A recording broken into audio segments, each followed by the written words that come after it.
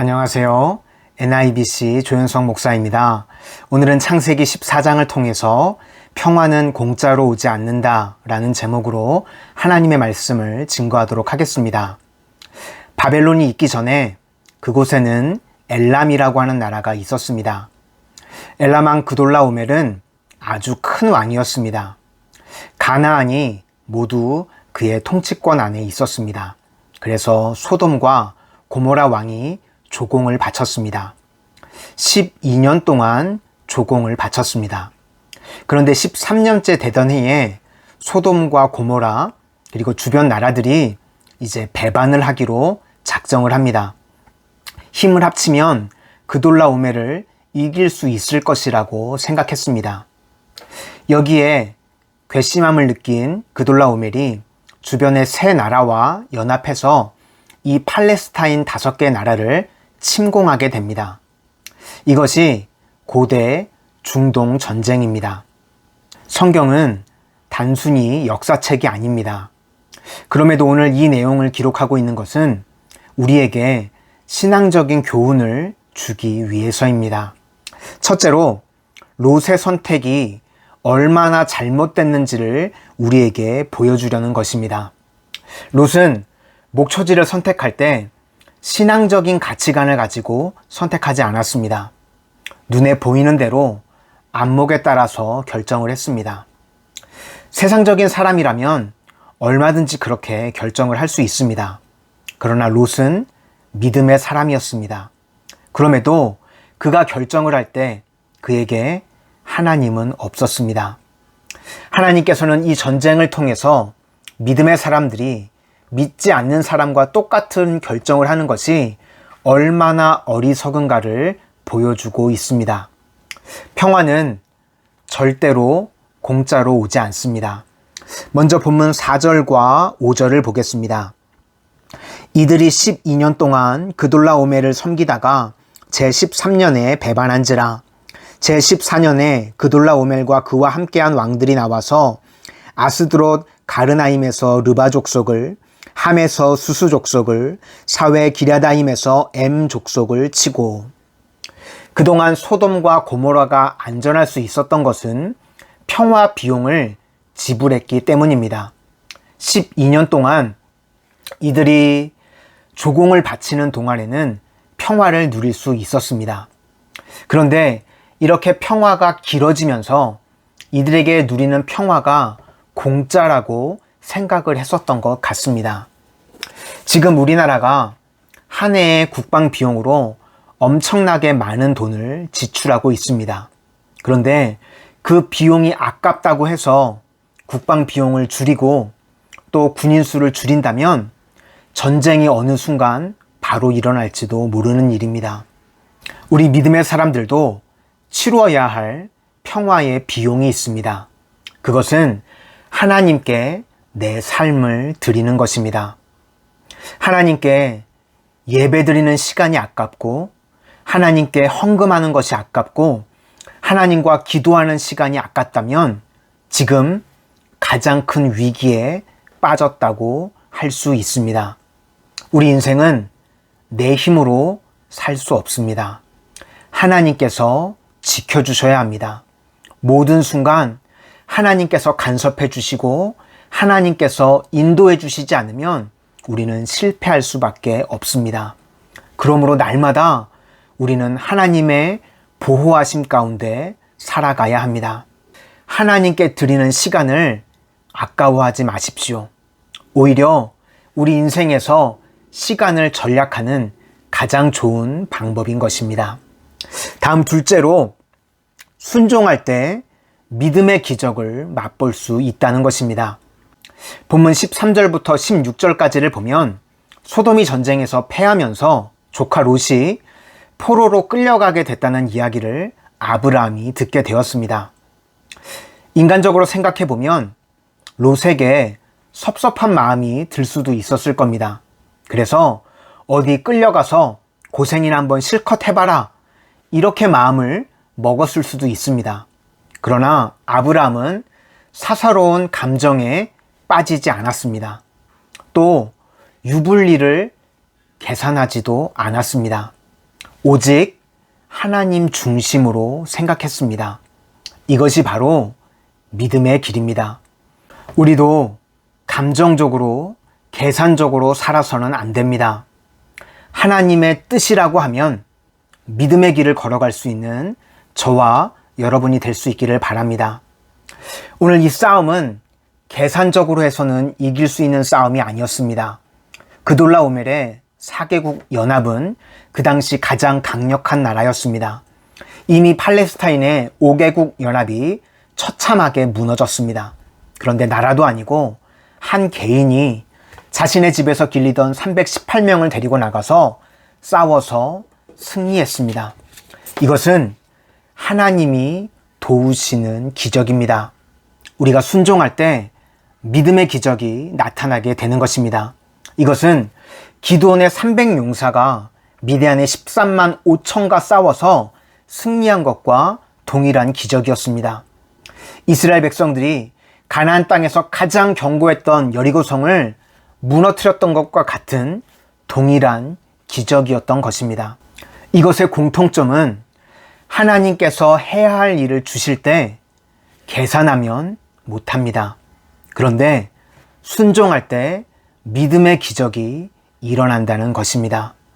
우리 삶에도 날마다 하나님의 말씀에 순종함으로 이런 믿음의 기적들이 넘쳐나게 되시기를 바랍니다. 마지막으로 17절부터는 승리 이후에 어떻게 해야 되는지를 우리에게 알려주고 있습니다. 승리 이후에 두 왕이 기다리고 있습니다. 하나는 소돔 왕이고 또 다른 하나는 살렘 왕입니다. 소돔 왕은 어떤 왕인가? 나를 높여주는 왕입니다. 얻은 것들을 다 누리라는 겁니다. 나를 영웅으로 만들어주는 왕입니다. 우리 인생이 여기에 반응을 하면 거기서 끝나버리고 맙니다. 반면 살렘 왕 멜기세덱은 신비로운 왕이었습니다. 구약시대의 한마디로 하면 예수님이라고 할 수 있겠습니다. 본문 18절입니다. 살렘 왕 멜기세덱이 떡과 포도주를 가지고 나왔으니 그는 지극히 높으신 하나님의 제사장이었더라. 마치 신약시대의 성망찬을 연상시키는 것 같습니다.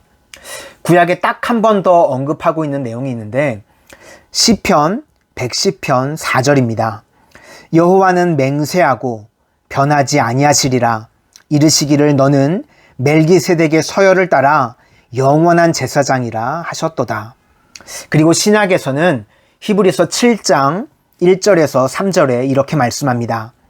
이 멜기세덱은 살렘 왕이요 지극히 높으신 하나님의 제사장이라. 여러 왕을 쳐서 죽이고 돌아오는 아브라함을 만나 복을 빈자라. 아브라함이 모든 것의 10분의 1을 그에게 나누어 주니라.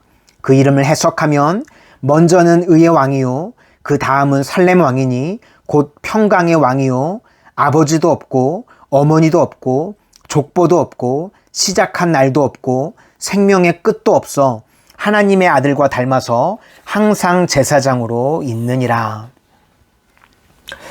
우리가 인생에서 승리하게 되면 두 왕이 우리를 기다리고 있습니다. 하나는 우리를 높여주는 왕이고 다른 하나는 예수님께서 기다리신다는 겁니다. 그때 우리는 무릎을 꿇고 주님께 경배하는 겁니다. 그러면 주님께서 우리 인생을 다시 축복해 주시고 은혜를 부어 주십니다. 그러면 우린 그것을 다시 주님께 돌려드리는 삶을 사는 순환적인 삶을 살아가는 것입니다. 승리 이후에 다시 승리하려면 주님 앞에 무릎 꿇고 예배할 때 그러면 또다시 승리를 경험할 수 있습니다. 살렘 왕이 와서 했던 일이 무엇인가? 19절부터 20절을 보겠습니다. 그가 아브라함에게 축복하여 이르되 천지의 주제이시오 지극히 높으신 하나님이여 아브라함에게 복을 주옵소서. 너희 대적들을 내 손에 붙이신 지극히 높으신 하나님을 찬송하리로다 하매 아브라함이 그 얻은 것에서 10분의 1을 멜기세덱에게 주었더라. 이처럼 우리가 승리 이후에 또다시 필요한 것은 하나님의 은혜와 축복을 받는 것입니다. 우리는 세상적인 것들로 채워지는 존재가 아닙니다. 하나님의 은혜와 축복으로 채워져야 하는 존재들입니다. 여기서 11조 이야기가 나오는데 이것은 율법 훨씬 이전에 있었던 이야기입니다. 그러니까 강제 조항이 아니라는 것입니다. 11조는 감사입니다. 11조는 감격이고 11조는 찬송입니다. 이 모든 것을 하나님께서 이기게 하셨다는 믿음의 고백인 것입니다. 우리는 날마다 하나님의 은혜로 채워지고 하나님의 축복으로 채워져야 하는 존재들입니다. 평생에 하나님의 은혜와 축복으로 채워져서 날마다 승리하는 인생을 살아가는 믿음의 백성들이 되시기를 주님의 이름으로 축원합니다. 기도하겠습니다. 은혜의 주님, 오늘과 같이 내 뜻대로 인생이 풀려지는 삶이 되지 않게 하시고 아브라함과 같이 말씀에 순종해서 믿음의 기적이 저희들 삶 가운데 날마다 체험되어지게 하여 주시고 승리 이후에 다시금 하나님 앞에 무릎 꿇고 예배하게 하여 주셔서 또다시 하나님의 은혜와 축복으로 채워지는 복된 인생들 되게 하여 주시옵소서. 예수님 이름으로 기도드립니다. 아멘. 창세기 14장. 당시에 시날왕 아브마벨과 엘라살 왕 아리옥과 엘람왕 그돌라오멜과 고임왕 디달이 소돔왕 베라와 고모라왕 비르사와 아드마왕 시납과 스보임왕 세메벨과 벨라 곧 소알왕과 싸우니라. 이들이 다십딤 골짜기 곧 지금의 염해에 모였더라. 이들이 12년 동안 그돌라오멜을 섬기다가 제13년에 배반한지라. 제14년에 그돌라오멜과 그와 함께한 왕들이 나와서 아스드룩 가르나임에서 르바 족속을 함에서 수스 족속을 사회 기라다임에서 엠 족속을 치고 호리 족속을 그 산 세일에서 쳐서 광야 근방 엘바란까지 이르렀으며 그들이 돌이켜 에미스바 곧 가데스에 이르러 아말렉 족속의 온 땅과 하사손다말에 사는 아모리 족속을 친지라. 소돔 왕과 고모라 왕과 아드마 왕과 스보임 왕과 벨라 곧 소알 왕이 나와서 시딤 골짜기에서 그들과 전쟁을 하기 위하여 진을 쳤더니 엘람 왕 그돌라오멜과 고임 왕 디달과 시날 왕 아브라벨과 엘라살 왕 아리옥 네 왕이 곧 그 다섯 왕과 맞서니라. 시딤 골짜기에는 역청 고덩이가 많은지라. 소돔 왕과 고모라 왕이 달아날 때에 그들이 거기 빠지고 그 나머지는 산으로 동항함에 네 왕이 소돔과 고모라의 모든 재물과 양식을 빼앗아 가고 소돔에 거주하는 아브라함의 조카 롯도 사로잡고 그 재물까지 노략하여 갔더라. 도망한 자가 와서 히브리 사람 아브람에게 알리니 그때 아브람이 아모리 족속 마므레의 상수립 숲을 근처에 거주하였더라. 마므레는 에스골의 형제요 또 아넬의 형제라. 이들은 아브람과 동맹한 사람들이더라.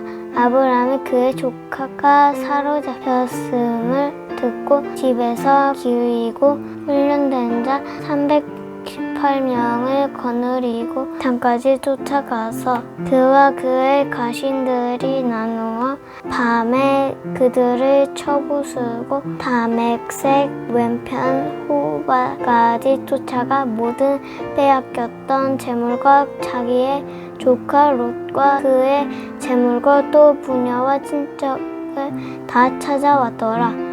아브라함이 그 놀라움과 그와 함께 한 왕들을 쳐부수고 돌아올 때에 소돔 왕이 사회 골짜기 곧 왕의 골짜기로 나와 그를 영접하였고 살렘 왕 멜기세덱이 떡과 포도주를 가지고 나왔으니 그는 지극히 높으신 하나님의 지상장이었더라. 그가 아브라함에게 축복하여 이르되 천지의 주제이시요 지극히 높으신 하나님이여 아브라함에게 복을 주옵소서. 너희 대적을 내 손에 붙이신 지극히 높으신 하나님을 형성할 기로다 하며 아브라함이 그 얻은 것에서 10분의 1을 멜기세덱에게 주었더라. 소돔 왕이 아브라함에게 이르되 사람을 내게 보내고 물품은 네가 가지라. 아브라함이 소돔 왕에게 이르되 천지의 주제이시요 지극히 높으신 하나님 여호와께 내가 손을 들어 맹세하노니 내 말이 내가 아브라함으로 희부하게 하였다 할까 하여 내게 속한 것은 실한 오락이나 틈에 끈 한 가닥도 내가 가지지 아니하리라. 오직 젊은이들이 먹은 것과 나와 동행한 아넬과 에스골과 마므레의 분깃을 제할지니 그들이 분깃을 가질 것이니라. 아멘.